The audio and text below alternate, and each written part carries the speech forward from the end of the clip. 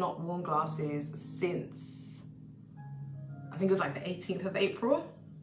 So anyone that does, I guess, know me, or has known me from before, I used to wear glasses, and I've worn glasses, or I had worn glasses since I was 4 years old. And I was going through a bit of a season towards the end of March, early April, where I started to kind of really watch and get into healing testimonies and watching healings taking place. And I've said before to you guys, I was born here. I was born in the UK, and also my parents were born in the UK. So I'm second generation British born, and I guess healing ministries just don't really exist. I'm not in the UK. I've not seen one. Someone can please, update me, at me some, to say, look, this person, da da da. I just didn't see it. That's what I have to say. I just didn't see it. So when I now started to watch these healing testimonies, it came to the point where I just really started to question, but why do I wear glasses? Why do I need glasses? Because I didn't see myself as a bad person. A lot of the time you'll hear like, it's your sin, you sinned. So basically because you've committed a sin, that's why, you're now been afflicted by something. You've now opened yourself up to the iniquities and the weapons that the devil will fashion against us in order to, oppress us, etc. And I'm like, but I didn't do anything. I was born like this. So how does someone come to be born with a deficiency? And I asked the question. I asked my pastor, and I asked God, and the first answer I got back was that it is not of your sin. It is as a result of someone else's, and that is scriptural, because there is in scripture reference to, this will impact for up until the fourth, the fifth, generation. God has declared that over certain people who have sinned. So it's not just like that's a real thing according to God. So that is true from the Bible. So when now I heard that, and I was like, but what happened in my family? Like, why? Because just to give you guys a bit of background, I am the only one in my family that wears glasses. So, and that's like in the last few generations. I don't know anyone else before then, but even on both sides, no one wears glasses because of what I have. So, or what I had. I was what you call short-sighted and had astigmatism. So astigmatism is when your eyeballs are like an irregular shape, and short-sightedness is when you can only see like, this close to your face. You can't see long distance. So, but no one else in my family had that condition. So they all had like, deteriorative eye diseases based on poor diet and like glaucoma, those kind of things. Like as you start to get old, your eyes start to, the material in your eyes to start to break down. But this isn't what I had. I was actually born, I'd say, deficient. My eyes just weren't working correctly. They weren't formed correctly. And so I never used to really think about it. I never used to really think about it, but I now got to a point where I was just confronted with the fact that this isn't normal, or this shouldn't be normal.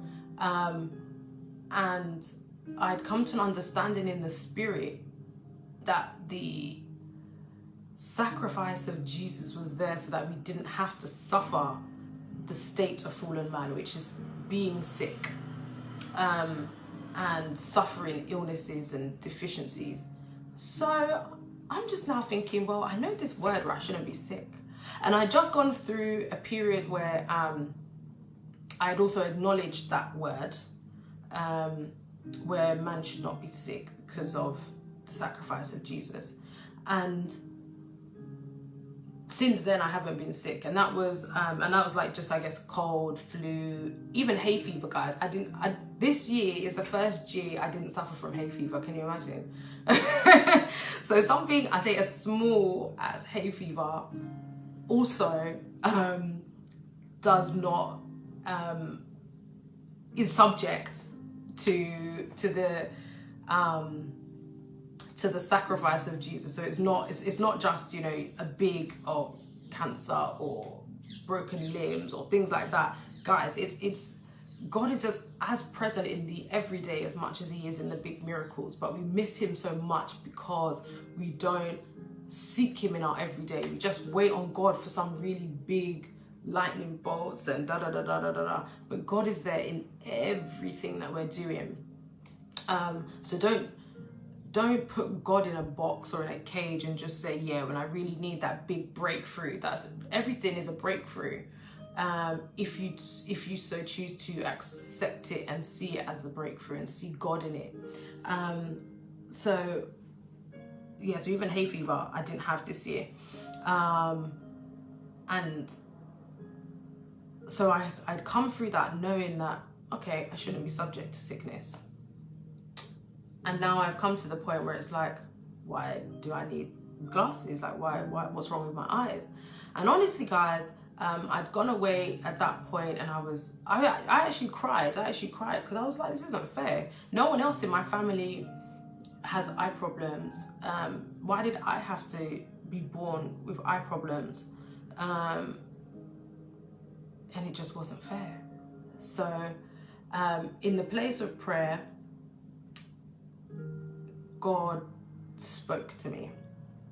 And God just said, he actually said a surname. I'm not gonna I guess bake this up to, I don't know, I might as well, this doesn't really bother me. But my God gave me a surname, and the surname was Tomlinson. And it's my great-grandmother's surname. My great-grandmother's surname. And now this, guys, remember, why I love, I guess, the workings of God is it's just so random. You can never pull things out and be like, oh yeah, I was thinking about that.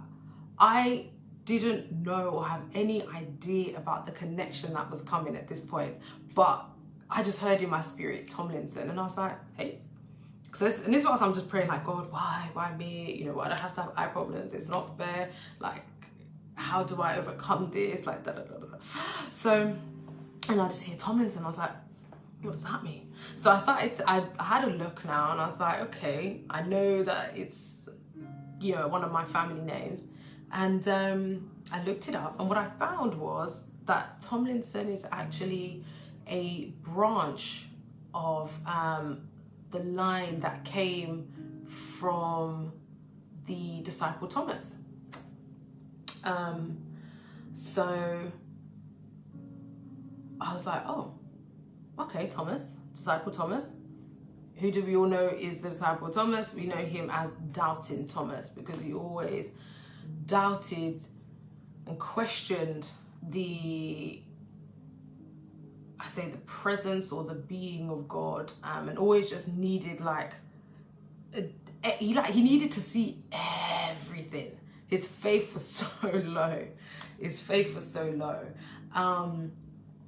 And even when Jesus went away, even when Jesus died and rose again, and Thomas was told of this, and he questioned it again. He's like, you know, is it really you? And he's like, I need to see the holes in his hands and the holes in his feet and the hole in his side in order to really believe that this is Jesus has risen again. And Jesus did it, though. He did it, and he came and he showed him, and, you know, he said, you know, you can touch the hole in my hand. And that is when Thomas now believed. But Jesus said a very critical statement to him at that point, and it's, blessed is the one who believes but does not see. And when I guess, because at this point I'm reading, you know, I'm just reading the scripture, and I understood that generations upon generations upon generations within my family line were doubters. And that is where the manifestation of my short-sightedness and my astigmatism came from. Because it's like, so it's basically the sins of each generation who just doubt the presence of God, do not seek God, do not see God. The further away you get from the presence of God is the more blind you become. And it now became a physical manifestation in my life. So for them, it was just like, oh yeah, okay, yeah, maybe there's this God thing, but I'm not going to follow him. I'm not going to seek him. They weren't really too bothered. And it just, for me, it just shows the impact of the lives that we live. And everything now that I am going to do in my life is now has to be intentional, because I now personally appreciate how the decisions I make and the actions I do in relation to my relationship with God will impact not only my children, my children's children, my children's children's children, but generations to come could be impacted. So anything good now that I can now sow into my lineage will now also manifest generations down the line. So that was the realization that I got. And honestly, guys, when it really hit me, like it really hit me at that point, that I was suffering something that was no fault of my own. I didn't, when Jesus says, now pick up your mat and walk and sin no more. I was like, but I didn't even sin. But here's me at the tail end of generations of people who turned from God, and forgot God. But by God's grace and his mercy, he found me and he picked me up and he gave me the understanding of these things so that I now don't have to be subject to the oppression that I had been born into. And that's why, honestly, God is such a faithful God. And I love him so much. I'm so grateful to him. And so just now to, I guess, round back to where I started, and I said I don't wear glasses anymore, and I haven't worn them for the last 3 months, or longer, a little bit longer than 3 months now, is because that day when I realized that about wearing glasses, I said to God, I don't want to wear glasses anymore. And if ever I'm getting a bit emotional, because I always get a bit emotional, guys. when I talk about God, I always get a little bit emotional. But whatever, if ever I'm going to see, as we would call it, 2020 vision, if ever I'm going to be any close to 2020 vision, I want it to be by the hands of God. That was the declaration I made to God that day. And I think that was back, I think it was like 18th of April, something like that. I said, yeah, if ever I'm going to see it again, it will be by your hand alone. It won't be because of something that has been fashioned to even more keep me from you. So because I had a reliance on my glasses to see, it meant that I didn't have to have faith in God to see. Hopefully that makes sense. So and I said, I don't want any faith in anything else but you, so help me. But at that point also, when I said that, I realized how, I guess, little faith I had, or how little faith I thought I had, because I was like, but God, that's a really big prayer. Like, I'm only 31, and I'm supposed to now just never wear glasses again, and for years, since I was 4, as I said, since I was 4, so 27 years, I've worn glasses. I've always had glasses. And so to now have to be like, I'm never going to wear glasses again, ever. When I had come to rely on them so much, it really scared me. It really, really scared me.